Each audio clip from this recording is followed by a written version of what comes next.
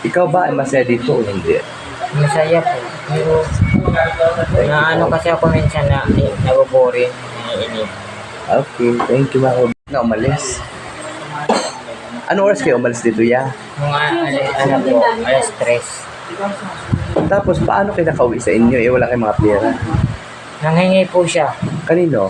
sa mga taong hindi po maraming nagalit sa kanya na Magkano mga binibigay sa kanya? Maria po. So, yun ang pamasahin nyo? Tapos nanghingi pa po siya sa mga pulis. Magkano binigay ng pulis? Barya lang din, mga tagilima. Pinagtyagaan na lang po ni Romare para lang makauwi. Sabi ko, Bigyan kayo ng mga pulis. Kung ako pulis, nangingi kayo, ay, kunin ko kayo, i-report ko kayo sa police station. hindi ako nanghingi siya lang. Bakit naman sumama ka sa kanya? Ano ba pinag-usapan ninyo? Sabi niya kasi, unang paglabas namin dito, tapos dito kami dumaan. Nanghingi pa siya ng face mask kasi nakataklob ako ng parang jacket na may sombrero, nakaano siya. Yung hops wig. Tapos nag-decision siya na sinama niya ako. Sabi ko, pag sumama ko sa'yo, ako yung malilintikan. Ako mapapagalitan nila ni Sir Benz. Hindi ko naman din sisisi si Sir Benz kung pagalitan niya ako. Okay lang. So, San Mateo na anong sinakyan nyo? Jeep lang or bus? Jeep at saka bus po. Kompleto ang pamasahin nyo. Sakto po. So, pagdating doon sa San Mateo, Yun, dun, hanggang, kami, gabi na yata kami nakarating po eh. mga Mga alas 8 yata o alas ng gabi. So, nagulat ang mama ni Romare. nakita namin, nagtitinda ng ng tinapak.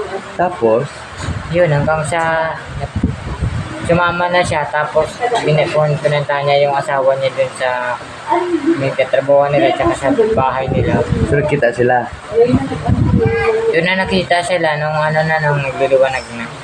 Tapos, Yun, hindi nga siya umuwi sa magulang niya, sa mama niya, saan siya umuwi? sa asawa niya. So, nagkabalikan sila asawa niya ngayon. Ikaw, saan ka natulog? Sa bahay nila. So, ano sabi ng mama ni Romare?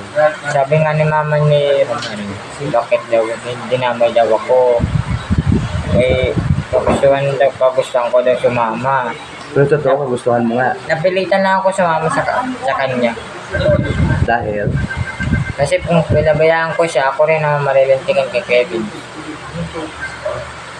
pero alam mo, yung time na alam niyong uuwi na kayo sa kanila. Oo. Ayun mga kababayan, si Martin po ay nakabalik na po sa Bench Studio na kung saan si Romare po ay naiwan sa kanila. At tapos, Gusto daw niya kasi magtrabaho, tsaka may kukuha daw sa kanya na papasok daw sa ibang bansa. may May kukuha po daw sa kanya. ano, Taga daw, sa kanila rin. Gusto daw siya ipasok sa so ngayon kanina pag uwi mo, pag sundo sa inyo ni Miss Darla J, ano ang desisyon niya? hindi daw siya pabalik. Ang gusto na lang daw niya mangyari, pahatid na lang yung gamit, tsaka yung gamot. So ano sabi ng mama niya? Sabi ng mama niya, bakit daw yung decision siya na umalis. And then, ang ganda-ganda naman daw ng kalagayan niya, nakakakain naman. Nag-ano siya yung nagbibigay ng mga decision ni Romare. Bawal sa kanya yung sigarilyo. So kuya ha, lesson learned, huwag nang ulitin to ha. Lahat ng tao dito nag-alala. Pasensya na. Ha? Ba't kailangan mo magtigil sa ulo? Binibigyan na kayo ng magandang kabuhayan dito, binigyan na kayo ng magandang kalagayan dito. Kung gusto nyo mag-desisyon mo, sabihin nyo, hindi tatakas-takas kasi mag-alala kami. Opo. Ha? Si Kuya mga kabahay, ito po si Martin at least nakauwi po ng matiwasay.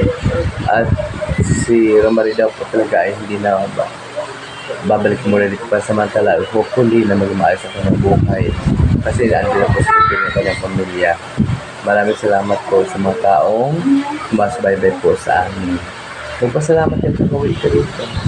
Maraming salamat po kay Ma'am Darnaji. Kay Ma'am Darnaji. Kung Dahil? hindi niya po ako nakuha, panigurado kasi ang balak ng asawa niya ni Romare Kasi kagustuhan ko rin naman sana pumasok ng trabaho. Hindi naman din ako makapasok gawa na maraming kailangan na kunin sa akin. Requirements. Ba't ano sabi ng asawa ni Marumar eh? Nang pagpasok, hindi ko pa nakausap. Kasi nakita ko nga lang nung hinanap yung asawa niya, si Romari. Tapos, Yun, nakita ko na ngayon. Bata pa pala asawa niya. ikaw ba ay masaya dito o hindi? Masaya po. Pero, kasi ako minsan na naboboring, naiinip.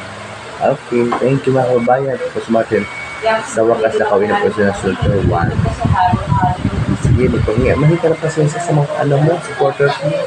Alam ko po, may nagalit ko kay Romari. Pasensya na po kung sinamahan ko si Romari o ako yung sinamahan o sinamahan ko siya mismo. Hindi ko naman po kayo masisisi kung sa akin niyo ibaling lahat yung galit. Okay lang. Tanggap ko naman. Salamat po. Sige, thank you kuya. God bless po. Yan po.